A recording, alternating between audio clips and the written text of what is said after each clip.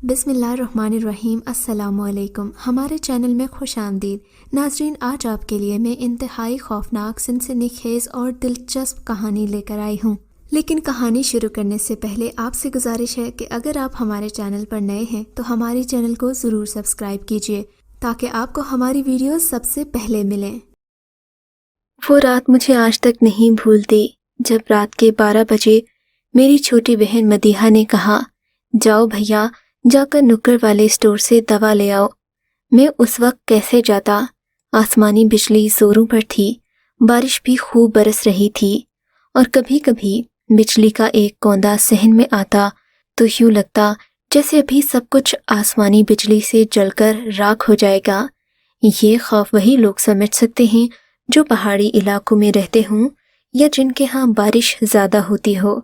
मैं भी ऐसे मौसम में बाहर जाना नहीं चाहता था, मगर मेरी छोटी बहन ने मुझे इस कदर मजबूर किया कि मुझे घर से निकलना ही पड़ा।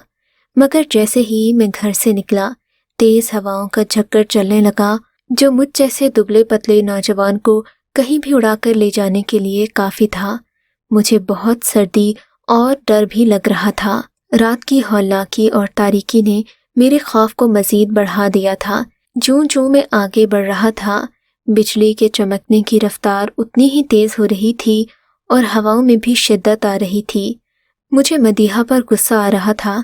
न जाने दिन भर क्या अनाप शनाप खाती है और रात को मुझे गोली लाने का कहती है। अजीब लड़की है।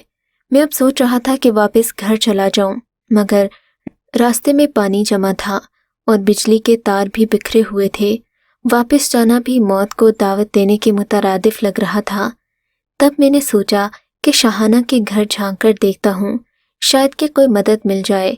शाहाना के घर चलकर नहीं जाना था, वो तो इसी गली के रास्ते में आता था। मैंने देखा तो उनके घर का दरवाज़ा भी खुला था और दरवाजे में शाहाना खड़ी थी। मुझे शाहाना की बहादुरी पर रश्क आने लगा। लड़कियां तो अमूमन बारिश और बिजली के चमकने से डरती हैं, मगर शाहाना वाहिद लड़की थी जो इस कदर बहादुर और बेखौफ थी कि अपने घर के दरवाजे के सामने खड़ी थी, वो भी सफ़ेद रंग के कपड़े पहने। मैंने इस मौके को सबसे बेहतर जाना। शाहाना से मेरी मंगनी हो चुकी थी। मैं उससे मिलने को बेताब रहता था। मुझे यकीन था कि बाकी घर वाले फिलहाल अंदर कमरों में दबके होंगे। हो न हो शाहाना ने खुद मेरी बहन से कहा होगा कि गोली लेने भाई को भेजो ताकि मुझसे मुलाकात कर सके, क्योंकि मेरी बहन और शाहाना आपस में गहरी सहेलियां थीं। मैं मुस्कुराता हुआ शाहाना के घर की तरफ बढ़ने लगा।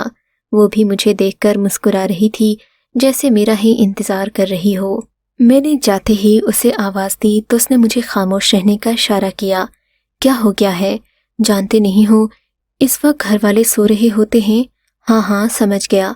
मुझे बताओ, तुमने मुझे क्यों बुलाया है?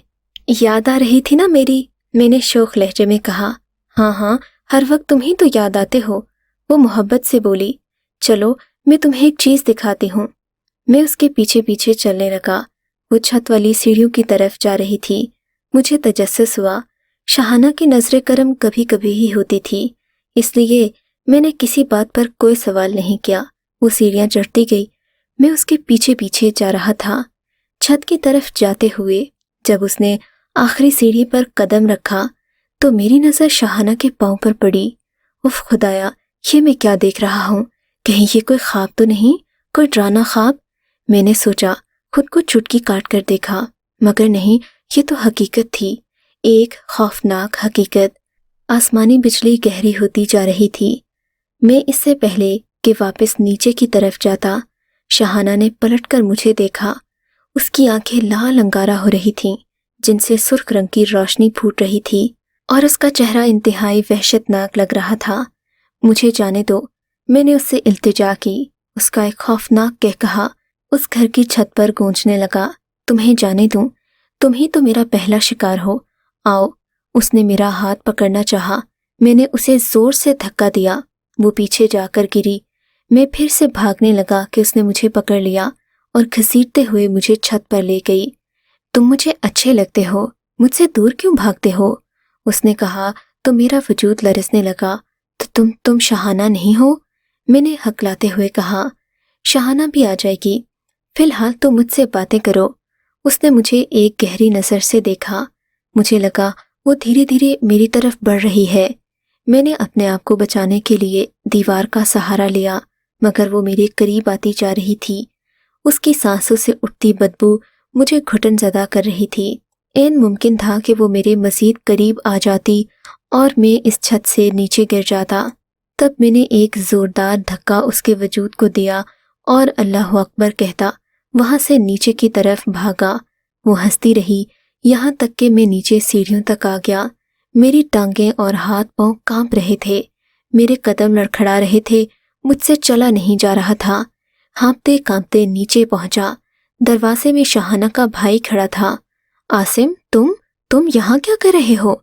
اس نے حیرت سے پوچھا۔ یا خدایا، اب کیا مجھے یہ سزا بھی بھگتنا تھی؟ میں نے دل میں سوچا، وہ جمال بھائی، میں بس ویسے ہی آیا تھا، بارش تھی نا تو میں بھیگ گیا تھا، بجلی کی خوف کی وجہ سے آپ کے گھر میں پناہ لے لی۔ اچھا، مگر تم تھوڑی دیر پہلے تو یہاں نہیں تھے، کیا تم اوپر گئے تھے؟ جمال بھائی نے مشکوک انداز میں پوچھا۔ نہیں تو جمال بھائی، اوپر نہیں گیا تھا، چلو میرے ساتھ، ابھی اور اسی وقت۔ جمال بھائی بھی شاید وہ بات سمجھ گئے تھے۔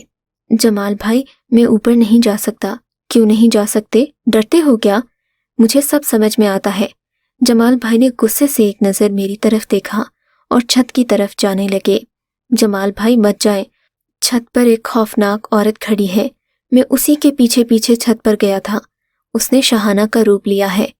تم مجھے بیوقوف سمجھ رہے ہو؟ میرے ماتھے پر الو لکھا ہے کیا؟ جمال بھائی نے سختی سے کہا۔ میں نے مزید کچھ کہنا مناسب نہیں سمجھا اور ان کے پیچھے پیچھے چل دیا۔ ہم لوگ سیڑھیاں چڑھ کر اوپر گئے۔ میرا دل زور زور سے دھڑک رہا تھا کہ نہ جانے اب جمال بھائی مجھ سے کیا بات کہیں گے اور کہیں میری سزا شاہانہ کو ہی نہ دے ڈالیں۔ میں سیڑھیوں سے اوپر جاتا، چھت کے قریب پہنچا تو کیا دیکھتا ہوں، وہاں پر شاہانہ بال کھولے بیٹھی ہے۔ اس کے بال بکھرے ہوئے تھے اور اس نے رو رو کر اپنا برا حال کر لیا تھا۔ جمال بھائی کے آتے ہی وہ ان سے لپٹ کر رونے لگی۔ بھائی جان، مجھے اس گنڈے سے بچا لیں، اس نے مجھ سے بدتمیزی کرنے کی کوشش کی ہے، میں نے سوچا بھی نہیں تھا کہ یہ اتنا گھٹیا نکلے گا۔ شاہانہ رو رہی تھی۔ تم؟ شاہانہ، میں نے ایسا کب کیا؟ میں نے شاہانہ سے پوچھا۔ وہ مجھے نفرت سے دیکھ رہی تھی، اس کی آنکھوں میں میرے لیے محبت نہیں، نفرت ہی نفرت تھی۔ جمال بھائی نے اپنی بہن کو دلاسا دیا اور مجھے ماننے کے لیے آگے بڑھے۔ میں ان کے پاؤں پڑ گیا۔ خدا کے لیے جمال بھائی، میرا یقین کرے، یہ شاہانہ نہیں ہے، یہ وہ جنزادی ہے جس نے آپ کی بہن کا روپ لیا ہوا ہے۔ آپ کو سمجھ کیوں نہیں آ رہی؟ چپ کر، تو نے مجھے بیوقوف سمجھا ہے؟ جمال بھائی پھر اپنے تکیہ کلام پر آ گئے، حالانکہ میں ہمیشہ ان کی عزت کرتا تھا۔ خوب مار کٹائی کرنے کے بعد جب ان کا جی بھرا تو مجھے سیڑھیوں سے دھکا دیتے دیتے بچے۔ شاید میری جان کا خیال آ گیا تھا۔ میں ہانپتا کانپتا نیچے پہنچا۔ خوب مرمت کے بعد گھر جانے کا دل تو نہیں کر رہا تھا، جی چاہتا تھا کہ یوں ہی سڑکوں پر پھرتا رہوں، رات بھر آوارہ گردی کرتا رہوں، شاہانہ کی بے وفائی پر ماتم مناؤں، یا پھر اس غلط فہمی کو حل کرنے کی کوشش کروں۔ یہ غلط فہمی تھی یا پھر شاہانہ کی کوئی چال؟ میں سوچنے لگا کہیں اسے کوئی اور پسند نہ ہو، یا یہ واقعی کوئی جنزادی ہی تھی۔ میں نے سوچا نہیں، شاہانہ ایسا نہیں کر سکتی۔ بس یہی باتیں سوچتے سوچتے اپنی الجھن میں الجھا میں اپنے گھر تک پہنچا۔ مدیحہ میرا انتظار کرتے کرتے سو چکی تھی۔ امی نے مجھے گھر لیٹ آنے پر الگ جھاڑ پلائی۔ وہ تو خدا کا شکر کہ انہوں نے میرے ماتھے پر جمال بھائی کے مکوں کے نشان نہیں دیکھے۔ میں خوش تھا کہ چلو بچت ہو گئی، باقی باتیں جمال بھائی سے کل جا کر لوں گا، مگر سب سے پہلے مجھے شاہانہ سے معاملات ٹھیک کرنے تھے۔ اگلے 1-2 دن تو میں شاہانہ کے گھر نہیں گیا، اس نے بھی کوئی رابطہ نہیں کیا۔ اب مجھے تشویش ہونے لگی کہ آخر شاہانہ کو ہو کیا ہے، کیا وہ واقعی مجھ سے ناراض ہے؟ حالانکہ اس رات جو بھی ہوا وہ تو سراسر غلط فہمی کی بنا پر ہوا تھا۔ پھر میں نے خود ہی ان کے گھر جانے کا ارادہ کیا۔ شاہانہ کے گھر پہنچا تو اس کے بھائی بھی پریشان تھے۔ جمال بھائی شرمندہ نظر آ رہے تھے۔ جمال بھائی، کیا ہوا ہے؟ سب خیریت تو ہے نا؟ میں نے ان کی پریشانی دیکھ کر پوچھا۔ ہاں بھائی، خیریت تو ہے، مگر ایک مسئلہ ہو گیا ہے۔ وہ کیا؟ میں نے پوچھا۔ شاہانہ کو دورے پڑ رہے ہیں، وہ عجیب عجیب باتیں کرتی ہے، کہتی ہے کہ وہ تم سے شادی نہیں کرنا چاہتی اور کبھی کسی اور لڑکے کا نام لیتی ہے۔ ہمیں سمجھ میں نہیں آتا کہ ہم کیا کریں۔ میں تم سے بہت شرمندہ ہوں کہ میں نے اس رات تم پر مکوں کی برسات کر دی، حالانکہ یہ سب شاہانہ ہی کی چال تھی۔ وہ شاید تم سے شادی نہیں کرنا چاہتی تھی۔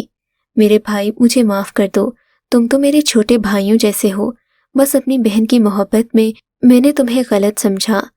جمال بھائی اب مجھ سے معافی مانگ رہے تھے، مانگتے بھی کیوں نہ، میری خالہ کے بیٹے تھے، میں انہیں بڑے بھائیوں کی طرح سمجھتا تھا۔ اب سب کچھ صحیح ہو گیا تھا، مگر مسئلہ صرف اور صرف میری منگیتر شاہانہ کا تھا، جسے دورے پڑتے اور وہ اول فول بکنے لگتی۔ ہم نے فیصلہ کیا کہ شاہانہ کو کسی عامل کو دکھایا جائے، کیونکہ صاف ظاہر تھا کہ یہ ایک روحانی معاملہ ہے اور کسی ڈاکٹر کی مدد سے اسے حل نہ کیا جا سکے گا۔ ہم نے شاہانہ کو ایک عامل کے پاس لے جانے کا فیصلہ کیا۔ یہ جانے مانے بزرگ تھے جن کا تجربہ بھی کافی تھا۔ انہوں نے اس سے پہلے بھی کئی لڑکیوں کا مفت علاج کیا تھا۔ لوگوں سے یہ کچھ بھی علاج یا پھر معاوضے کے طور پر نہیں مانگتے تھے۔ لوگ خوشی سے جو ہدیہ دے دیتے وہ یہ لے لیتے۔ اگلے دن ہم لوگوں نے جمعے کے وقت تیاری کی۔ میں اور مدیحہ بھی جمال بھائی اور شاہانہ کے ساتھ جا رہے تھے۔ شاہانہ گاڑی میں بیٹھی کانپ رہی تھی، لگ رہا تھا جیسے وہ بہت پریشان ہے اور عامل بابا کے پاس نہیں جانا چاہتی، مگر ہم سب نے اسے قابو میں کیے رکھا۔ مدیحہ اور جمال بھائی نے اس کو بازو سے جکڑ رکھا تھا، مگر شاہانہ اپنے قابو میں نہیں رہی تھی۔ وہ بار بار چیختی چلاتی اور باہر جانے کی ضد کرتی۔ شاہانہ کو بڑی مشکل سے عامل بابا کے آستانے پر پہنچایا گیا۔ نور الہدیٰ صاحب ایک نیک شخصیت تھے۔ انہوں نے جب شاہانہ کی حالت دیکھی تو کہنے لگے، مجھے لگتا ہے کہ اس پر کسی جن زادی کا سایہ ہے۔ میں اس کے لیے زیادہ کچھ نہیں کر سکتا جب تک میں تم لوگوں کے گھر چل کر نہ دیکھ لوں کہ مسئلہ کیا ہے، کیونکہ یہ جن زادی آس پاس کی نہیں لگتی۔ ہوائیں بتا رہی ہیں کہ یہ کہیں دور سے آتی ہے اور عموماً ایسی جن زادیاں قبرستانوں میں پائی جاتی ہیں۔ کیا تم لوگوں کے گھر کے پاس کوئی قبرستان ہے؟ نور الہدیٰ صاحب نے پوچھا۔ جی ہاں، ایک بڑا قبرستان عقب میں واقع ہے، مگر ہم وہاں جاتے بھی نہیں ہیں۔ جمال بھائی نے کہا، اس سے کوئی فرق نہیں پڑتا بیٹا کہ تم وہاں جاتے ہو یا نہیں، تمہاری بہن نے کوئی تو ایسا کام کیا ہوگا جس سے یہ جن زادی اسے تنگ کر رہی ہے، نور الہدیٰ صاحب نے کہا، اور پھر ہمارے ساتھ جمال بھائی کے گھر آ گئے۔ گھر آ کر انہوں نے سب سے پہلے 2 نفل نماز ادا کیے، پھر کافی دیر دعا کرتے رہے اور پھر کہنے لگے کہ مجھے شاہانہ کے کمرے میں پہنچا دو۔ ہم لوگ انہیں شاہانہ کے کمرے میں لے گئے تو وہ وہیں بیٹھ کر ذکر اذکار کرنے لگے۔ کافی دیر پڑھائی میں مصروف رہنے کے بعد انہوں نے ہمیں باہر جانے کا کہا۔ ہم لوگ باہر آ گئے۔ نور الہدیٰ صاحب اپنے عمل میں مصروف تھے۔ میرا خیال تھا کہ شاہانہ پر کوئی جن زادی اپنے عمل سے قابض ہو چکی ہے، مگر تھوڑی دیر بعد انہوں نے دروازہ کھولا اور ہم سب کو شاہانہ کے کمرے میں جمع کر کے بولے، بیٹا، شاہانہ پر جو جن زادی قابض ہے اس کا مقصد شاہانہ کو تنگ کرنا نہیں ہے، بلکہ اس کے ذریعے کسی چیز کا حصول چاہتی ہے۔ اب وہ کیا ہے یہ تو مجھے تم لوگ ہی بتاؤ گے، مگر ہم میں سے کسی کو بابا جی کی بات سمجھ نہ آ سکی۔ ہمارے پاس تو کوئی ایسی چیز نہیں بابا جی جسے جنات حاصل کرنا چاہیں۔ ہم نے یک زبان ہو کر کہا، ٹھیک ہے، میں اس جن زادی کو دوبارہ حاضر کرتا ہوں، پوچھوں گا کہ وہ کیا چاہتی ہے۔ وہ دوبارہ کمرے میں بند ہو گئے۔ اپنے عمل کے دوران ان کی اونچی اونچی آوازیں آنے لگیں۔ ہم سب کمرے کے باہر کھڑے سن رہے تھے۔ بتا تو کیا چاہتی ہے؟ نور الہدیٰ صاحب نے پوچھا۔ ان کے چہرے میں جلال تھا اور آواز میں روب۔ میں کچھ نہیں چاہتی، بس اسے کہو کہ عاصم کو چھوڑ دے، ورنہ میں اسے زندہ جلا ڈالوں گی۔ شاہانہ کے منہ سے یہ الفاظ سن کر میرا سر چکرا کر رہ گیا۔ صحیح بات ہے، شاید شاہانہ بھی مجھ سے جان چھڑانا چاہتی ہے، میں نے سوچا، مگر اس کی حالت دیکھ کر ایسا سوچنا ممکن نہیں تھا۔ پھر شاہانہ نے کبھی مجھ سے کوئی ایسی بات بھی نہیں کی تھی۔ نور الہدیٰ صاحب نے ہمیں بتایا کہ شاہانہ جس لڑکے سے منسوب ہے اس لڑکے کو شاہانہ کو چھوڑنا پڑے گا، مگر یہ سب وقتی طور پر ہوگا، گھبرانے کی کوئی ضرورت نہیں۔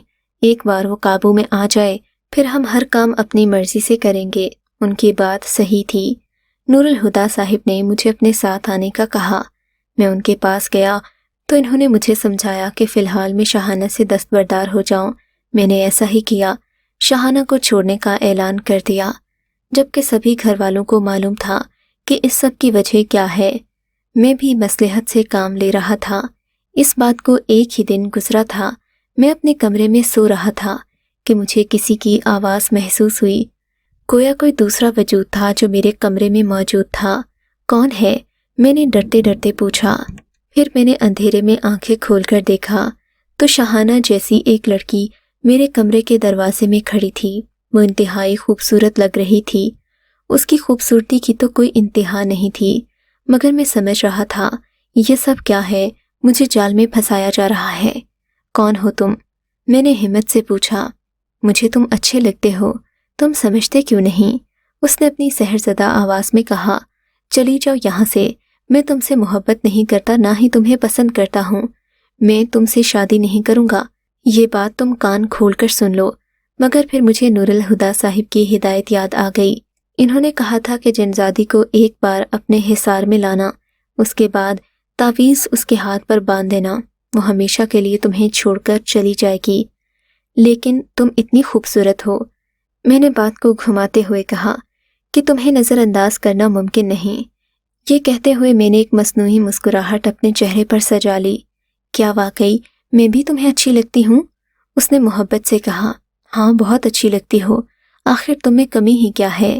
آؤ میرے پاس بیٹھو، تم سے کچھ باتیں کرنا چاہتا ہوں۔ وہ محبت بھری باتیں سن کر فوراً میرے پاس آ گئی۔